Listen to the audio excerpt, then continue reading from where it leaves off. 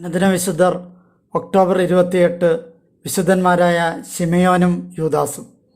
ചരിത്രത്തിൽ ഈ രണ്ട് വിശുദ്ധന്മാരെക്കുറിച്ചുള്ള വിവരങ്ങൾ വളരെ പരിമിതമാണെങ്കിലും വിശ്വാസമുള്ള ദൈവമക്കളെ സൃഷ്ടിക്കുന്നതിനായി ഇവർ നടത്തിയ മഹത്തായ പ്രവർത്തനങ്ങളെക്കുറിച്ച് നാം അറിയുന്നത് ഇവരെക്കുറിച്ചുള്ള ഐതിഹ്യങ്ങളിൽ നിന്നുമാണ്.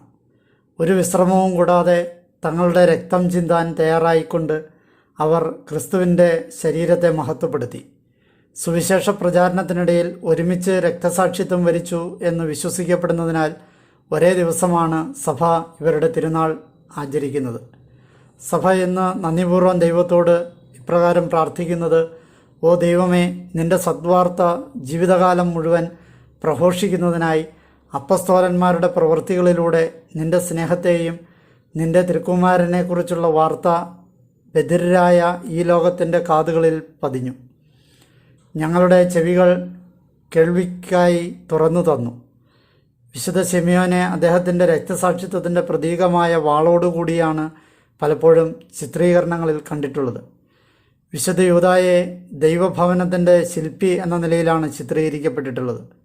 വിശുദ്ധ പൗലോസ്ലീഹ പലപ്പോഴും തനിക്ക് തന്നെ ഈ വിശേഷണം നൽകിയിട്ടുള്ളതായി കാണാം.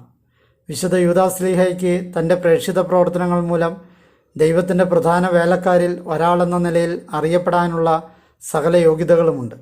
ഭൗതികമായ ഈ വിശേഷണങ്ങൾക്കപ്പുറം ഈ പ്രേക്ഷിതന് മറ്റൊരു സവിശേഷത കൂടിയുണ്ട്.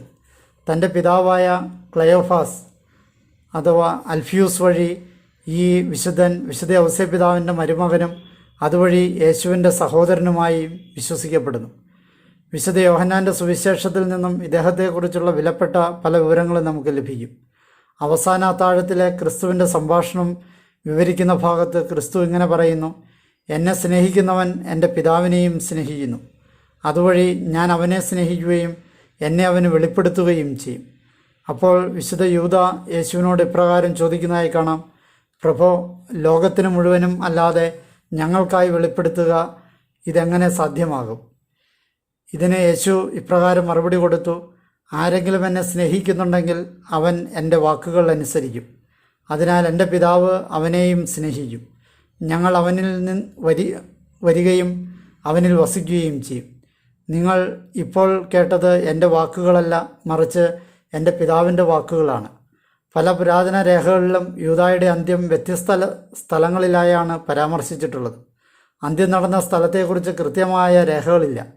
റോമിലെ വിശുദ്ധ പത്രോസിൻ്റെ ദേവാലയത്തിലും ടൗലോസിലെ വിശുദ്ധ സെർണിൻ്റെ ദേവാലയത്തിലും ഈ വിശുദ്ധരുടെ ഭൗതികാവശിഷ്ടങ്ങളുടെ ഭാഗം സൂക്ഷിച്ചിട്ടുള്ളതായി പറയപ്പെടുന്നുണ്ട്.